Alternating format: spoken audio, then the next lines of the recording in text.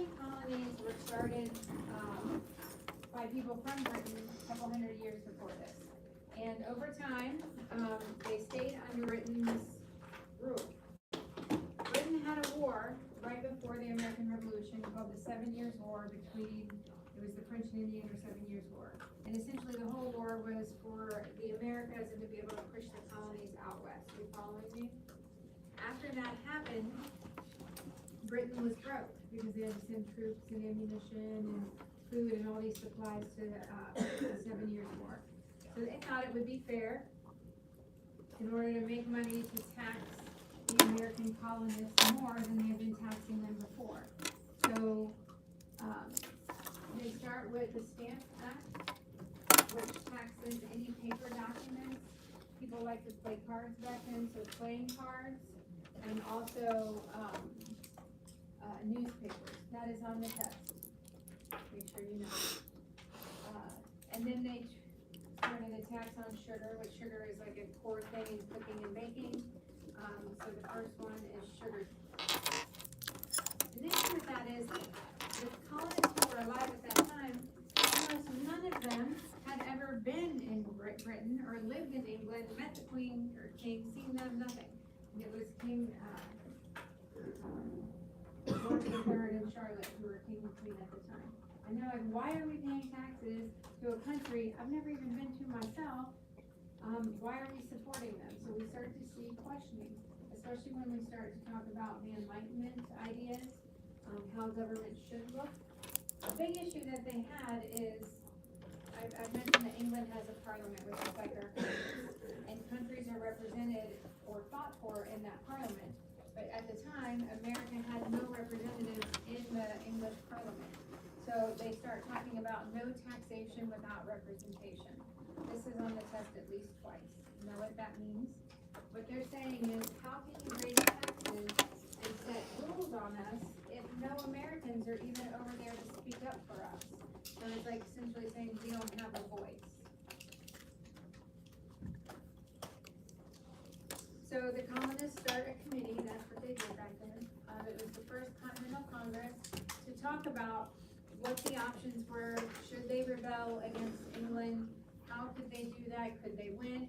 If they did kick England out, what kind of government would they have? Because that has to be an idea. They've only been under British rule and known kings and queens. So what will it look like? So we see the formation of the committees of correspondence, which are essentially just influencers going out and talking to people and seeing if they'd be interested in an all-out revolution. So the first one should be sugar, taxation, and first. Everyone got those three? Don't forget that they're reading people like John Locke. Locke said everyone has natural rights. That's number one. Enlightenment idea, natural rights. And that if a government is unfair, what can people do?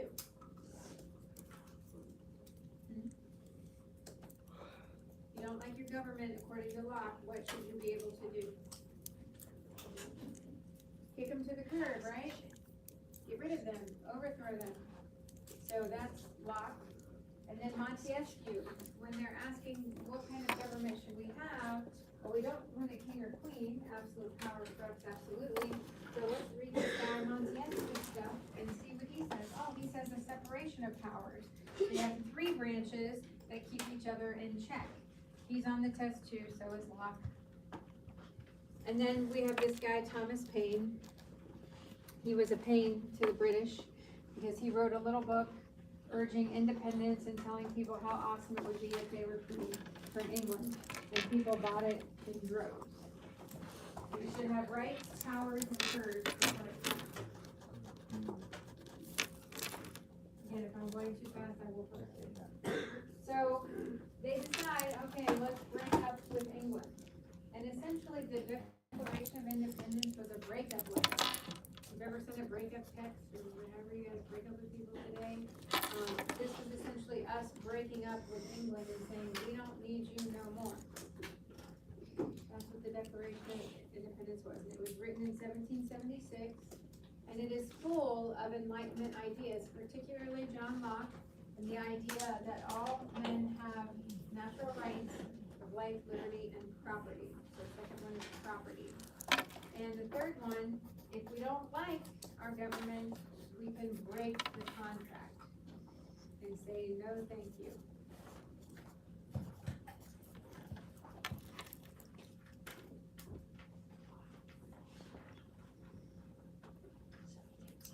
You know as well as someone that says that Thomas Jefferson was one of the main ones to write it. So, I'm gonna come through here. So, the Declaration of Independence, there were basically three groups that were going on at this time. The Patriots, which is your first one, really wanted independence from Britain. They loved the Enlightenment ideas. They were the ones buying common sense, and supporting independence. The Loyalists, on the other hand, still supported Britain. They were like, what is it gonna be? It's gonna be chaos. How will we know what the rules are? They didn't want the change. And then we had neutrals, or people who were on the fence, who were undecided. So Patriots, Britain, and Border. Everyone got that?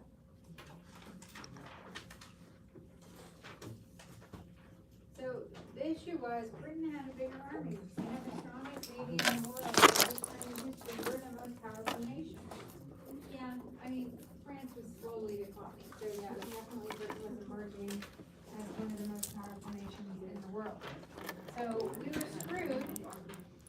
If you look at the numbers, we were essentially screwed, okay? Great. Where's your notes? Oh, I thought it was on Mark. Notes are always on the door. All right, so Britain, looking on paper, should have won just by the numbers. But the Americans had one. First of all, we had home field advantage. You guys know what that is, right? We're fighting in our own homes. We're doing it right now. Strong will to win. We had a strong will to win because we were literally fighting in our front and backyard. People's wives, children, parents were right there that they were protecting. And you fight harder when you're fighting for your own home and your own family. So we'll see that happen a lot in history, and I'll talk about it a lot, that people who have more to lose tend to fight a little bit harder. So we had that on our side. So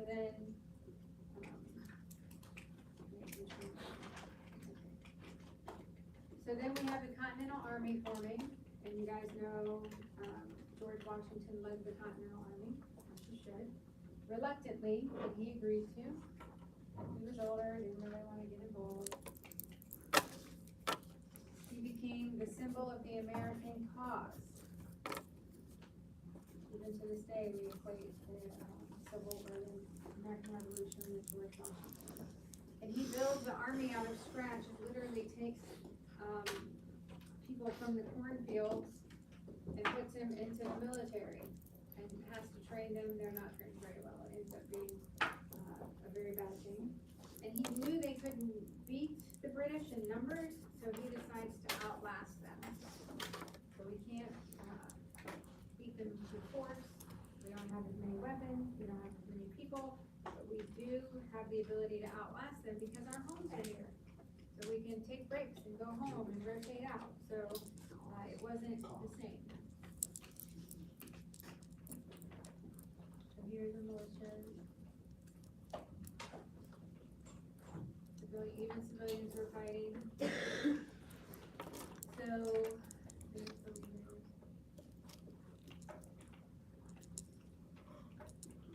One of the things that the Americans did for the first time too is they broke the rules of war.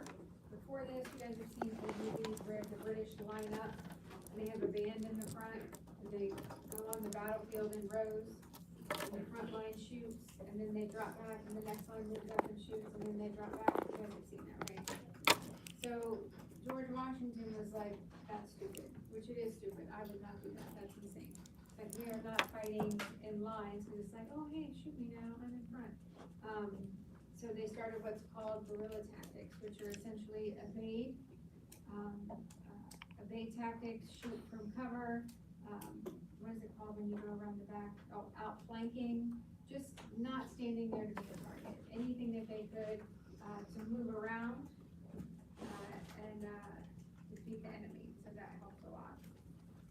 So the first battle was at Lexington and Concord. This is on the test, make sure you know. So the first and the last one.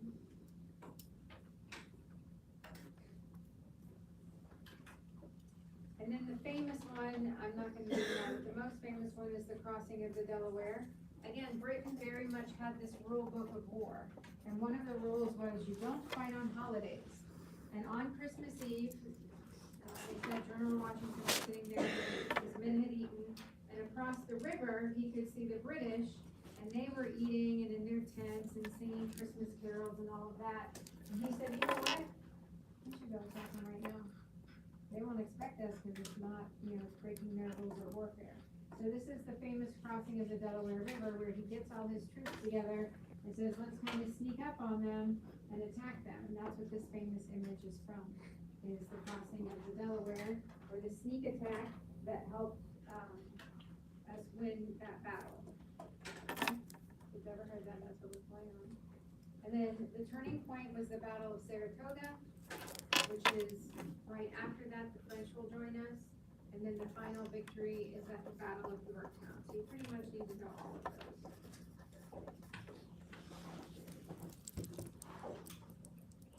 And by this time, we're running out of food. We did not even have shoes for the soldiers, clothing, nothing like that. So the United States sent over one of our #1 delegates, Benjamin Franklin. You guys have probably heard all the nice fun stuff about him. He was a player. He got around. He liked to sleep with women, a lot of them, more than one at a time. That's how he kind of rose up the ladder in politics so quickly. So they sent him to France to do what he does, and he did what he did, and he managed to get an audience with the king. And through this schmoozing, as you would say, he convinces France to help us out, because France and Britain were enemies. This is a young king who we're going to talk about in the French Revolution, Louis XVI, who was not a good king. In fact, he's considered the cause of the fall of France. But the king at the time was like, oh yeah, this is an opportunity to show Britain we're stronger. So they agreed to help us. We would not have won the war without France. Cannot be more clear. France not only sends us money, but they send us troops and supplies. So they join after the Battle of Saratoga, and that's why it's a turning point, because once we have the French on our side and helping us fight, we start to win. Did everyone get 7 battle, crossing, point, and final? Under 7, and then 8 you should have after. Yeah? They helped us with troops, navy, and training. In fact, they sent over one of their best commanders. His name was Lafayette, and his presence and help with the troops and training our troops was the key to us helping win the war. So remember, most of the soldiers weren't trained at all. There wasn't no boot camp back then. Just kind of like, grab a gun, let's go. So Lafayette came in and said, let's train them, let's do all this, and set up like little boot camps, and it helped them a lot. So it gets really bad, but we eventually win at the Battle of Yorktown. Again, you need to know that. And at the end of every war, we'll talk about when there's one, every unit pretty much will talk about war, a treaty must be signed. And this is where the two sides sit down and agree to who gets what, essentially. If someone loses really bad, then the winning side gets to determine the fate of the loser. So this treaty is called the Treaty of Paris. Make sure you know that, it's on the fence. And it gives full independence from Britain. So it gives America full independence. And then word will get out that the United States overthrew their king and gained independence, and it will inspire other nations to decide to kick their kings and queens to the curb. So it almost starts like a virus. And that's what they become afraid of, I'll talk about that afterwards. But this idea of revolution will trail. Questions? Alright, I'm gonna post your study guide. We're gonna go into working time.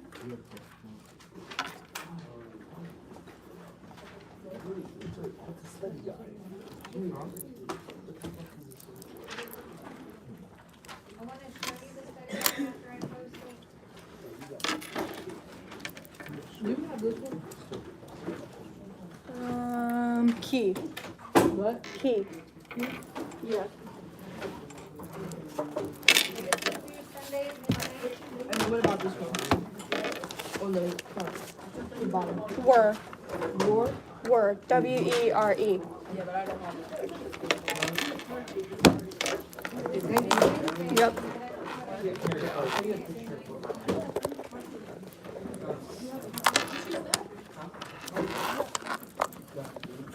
Alright. So this is what it looks like. Wait, is that the one from yesterday? No, this is the study guide. So the top part, you're just, it's matching. You're just copying and pasting the answer in. The middle is multiple choice, more matching, some vocabulary review, and some vocab matching. So the test on Thursday, you hold on tight.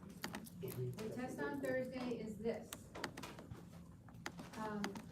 35 questions, 50 points. Most of them are multiple choice, but you'll be dragging and matching, sort of like you're doing on here, okay? And my test rules are this, you can retake it one time during the class period. So say you take it, you don't like your score, you can take it again, right? You can't leave and take it away from me, it has to be here with me. Questions?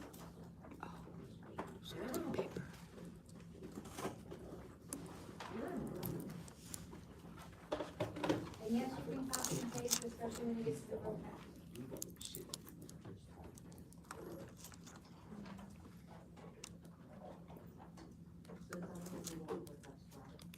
No test Friday. I'm actually out half a day Friday, so I'm not gonna do anything during this.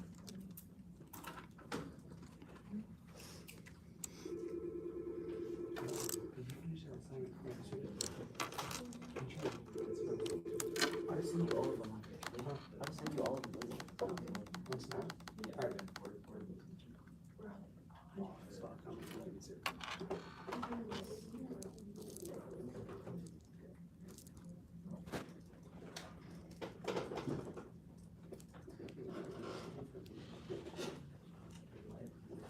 So I'm gonna encourage you to use class time. My first period class, I went into Guardian, because too many people were playing games, and those people had missing assignments. So especially if you have missing assignments with me, you should be using your class time effectively, not wasting it. So if I see something you should not be on, I will close it out. You need to be working on your study guide. You better not.